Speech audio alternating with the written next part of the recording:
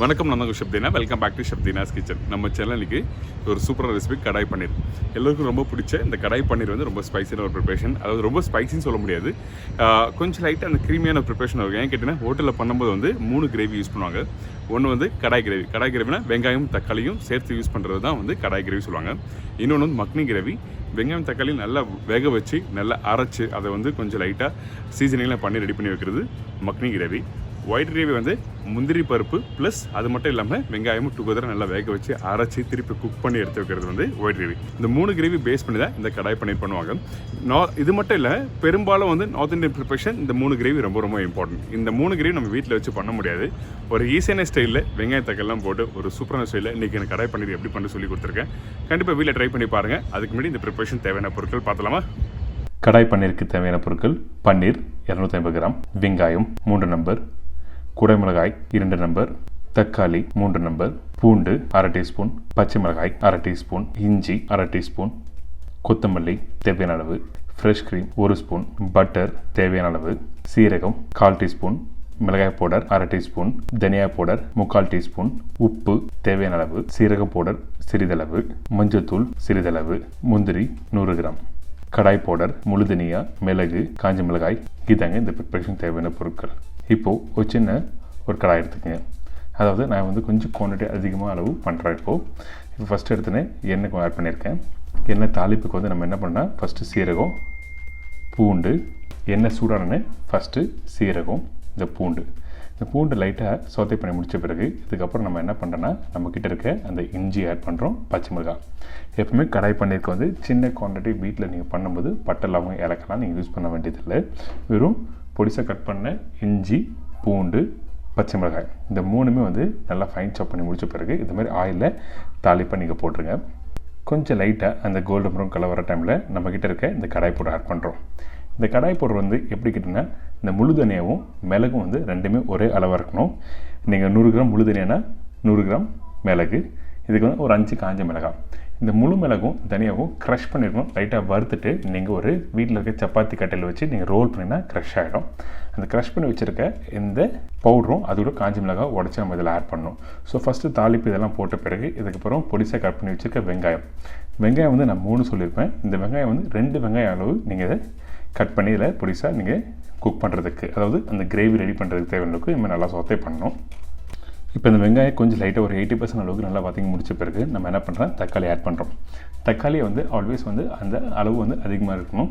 அது 2 வெங்காயம் போடுறீங்கன்னா நீங்கள் 3 தக்காளி அளவுக்கு நீங்கள் இதில் குக் பண்ணுறதுக்கு ஆட் பண்ணணும். இதே நான் ஹோட்டலில் பண்ணும்போது கடாய் கிரேவி, அதுக்கப்புறம் makhani gravy, white gravy use பண்ணுவோம். நீங்கள் இந்த கடாய் கிரேவி, மக்னி கிரேவி வீட்டில் பண்ணுறதுக்கு கொஞ்சம் கஷ்டம்.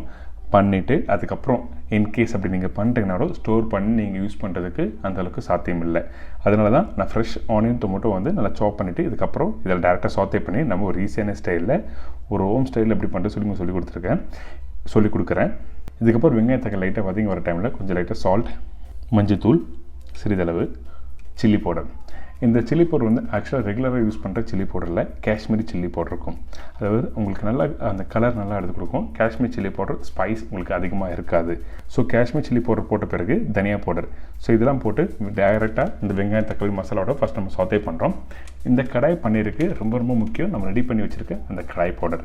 நிறைய பேர் வந்து அந்த கடாய் பவுடர்னால் என்னென்னு தெரியாமல் நிறைய பேர் வந்து டேரெக்டாக மஞ்சத்தூள் தனியாத்தூள் போட்டு குக் பண்ணுவாங்க. அப்படிலாம் பண்ணக்கூடாது. இந்த மாதிரி பவுடர் ரெடி பண்ணிவிட்டு ஸ்டெப் பை ஸ்டெப்பாக பண்ணினா உங்களுக்கு கரெக்டாக வீட்டில் வரும். இதுக்கப்புறம் அந்த மசாலா போட்ட பிறகு கொஞ்சம் லைட்டாக தண்ணி ஆட் பண்ணிட்டு அந்த பச்சை வாசனை போகிற வரைக்கும் நல்லா குக் பண்ணுங்கள். கொஞ்சம் லைட்டாக கொத்தமல்லி. இதுக்கப்புறம் நான் அந்த முந்திரி சொன்னேன் பார்த்தீங்களா, அந்த முந்திரி வந்து நம்ம என்ன பண்ண போகிறோம்னா, நம்ம சொன்ன குவான்டிட்டி அந்த முந்திரி பருப்பு வந்து 100 கிராம் முந்திரிப்பு, அதோட ஒரு வெங்காயத்தையும் போட்டு நல்லா வேக வச்ச முந்திரி அந்த வெங்காயமும் பேஸ்ட்டாக அரைச்சி தான் இப்போ இந்த காஷ்மீர் பேஸ்ட் ஆட் பண்ணுறோம். வெறும் காஷ்மீர் பேஸ்ட்டு பச்சையை அரைச்சி போடக்கூடாது. அதே டைமில் வெறும் முந்திரியும் அரைச்சி போடக்கூடாது.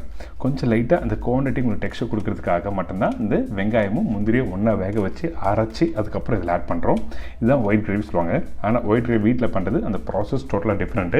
ஒரு ஈஸியான ஸ்டைலில் ரெண்டுத்தையும் வேக வச்சுட்டு நல்லா ஃபைன் பேஸ்ட் அரைச்சி அதில் ஆட் பண்ணியிருக்கோம். இதுக்கப்புறம் நம்ம கட் பண்ணி வச்சுருக்க அந்த கேப்சிகம், அதாவது 3 கலர் கேப்சிகம் இதில் ஆட் பண்ணியிருக்கேன். ஒன்று வந்து ரெட் கலர், மஞ்சள், அதுக்கப்புறம் க்ரீன் கலர். க்ரீன் வந்து கேப்சிகம் சொல்லுவாங்க, இந்த எல்லோ ரெட் வந்து எப்போவுமே பெல் பெப்பர் சொல்லுவாங்க. ஸோ இது எல்லாத்தையும் வந்து இந்த ஆனியன் எல்லாத்தையும் சேர்த்து நல்லா க்யூப்ஸ்மாக கட் பண்ணிவிட்டு அதுக்கப்புறம் லைட்டாக சாத்தே பண்ண உடனே நம்ம கட் பண்ணி வச்சுருக்க இந்த பன்னீர் ரொம்ப ரொம்ப இம்பார்ட்டன்ட். நீங்கள் வீட்டில் யூஸ் பண்ணும்போது இந்த பன்னீர் வந்து குவாலிட்டி நல்லா இருக்காது செக் பண்ணணும். இந்த பன்னீர் எப்படி செக் பண்ணுங்கன்னா, அந்த பன்னீர் 1/2 கட் பண்ணினா புள்ளியாக இருந்ததுன்னா உங்களுக்கு வந்து அந்த குவாலிட்டி நல்லா இல்லைன்னு அர்த்தம்.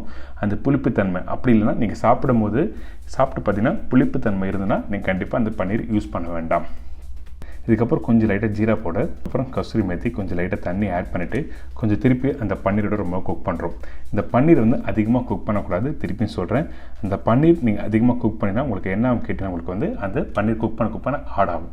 ஸோ ஆல்வேஸ் பன்னீர் வந்து நீங்கள் அப்படியே டேரெக்டாக சாப்பிட்ற ஒரு பொருள் தான். அதனால் ரொம்ப நேரம் குக் பண்ண வேண்டாம். இப்போ இன்னொரு பேன் எடுத்துக்கோங்க. இன்னொரு பேனில் கொஞ்சம் ஒரு 2 பெரிய டேபிள் ஸ்பூன் அளவுக்கு எண்ணெய், திருப்பியும் கடாய் பவுடர் ஆட் பண்ணுறோம். அதுக்கு பிறகு அந்த கடாய் போடுற அந்த ஆயிலில் வந்து லைட்டாக சாத்தே பண்ணும்போது உங்களுக்கு அந்த முழு தனியா, மிளகு, காஞ்ச மிளகாய் எல்லாம் அந்த ஃப்ளேவர் நல்லா வரும். அதுக்கப்புறம் இந்த கேப்சிகமும் இந்த வெங்காயமும் க்ரன்ச்சியாக இருக்கிறதுக்காக நம்ம என்ன பண்ணோம்னா இந்த பேனில் போட்டு நம்ம டாஸ் பண்ணுறோம். டாஸ் பண்ணிவிட்டு நம்ம டேரெக்டாக ரெடி பண்ணி வச்சுருக்க அந்த கடாய் பன்னீர் பார்த்திங்கன்னா அது மேலே ஆட் பண்ணுறோம். எதுக்காக இந்த கடாய்க்கு பன்னீருக்கு வந்து மேலே கேப்சிகம் லைட்டாக டாஸ் பண்ணி போகிறோன்னா, அந்த ஏற்கனவே நம்ம போட்டு வச்சுருக்க அந்த ஆனியன் கேப்சிகம் கொஞ்சம் லைட்டாக குக் பண்ணும்போது அந்த க்ரன்ச்சியாக இருக்காது. அதனால தான் நம்ம டேரெக்டாக திருப்பியும் இன்னொரு பேனில் டாஸ் பண்ணி இதில் மிக்ஸ் பண்ணுறோம். இந்த மாதிரி நல்லா மிக்ஸ் பண்ணிவிட்டு இதுக்கப்புறம் கொஞ்சம் கொத்தமல்லி, இஞ்சி, இதுக்கப்புறம் க்ரீம், கொஞ்சம் லைட்டாக பட்டரை போட்டு மிக்ஸ் பண்ணி எடுத்து சர்வ் பண்ணினா ஒரு அருமையான கடாய் பன்னீர் ரெடி. கண்டிப்பாக வீட்டில் ட்ரை பண்ணி பாருங்கள். இன்றைக்கி இந்த ப்ரிப்ரேஷன் ஹோட்டல் ஸ்டைலில் எப்படி பண்ணுறது சொல்லி கொடுத்துருக்கேன். ட்ரை பண்ணி பார்த்துட்டு எங்களுக்கு சொல்லுங்கள். என்னங்க இந்த கடாய் பன்னீர் எப்படி பண்ணுறது ஈஸியான ஸ்டைலில் இப்போ உங்கள் வீட்லேயே பண்ண முடியும். ஸோ இதே மாதிரி நாளைக்கு இன்னொரு சூப்பரான ரெசிபி சந்திக்கிறேன். அதுவரை உங்கள் ஹெட் விடைபெறுவது உங்கள் chef Deena. See you, bye bye, take care.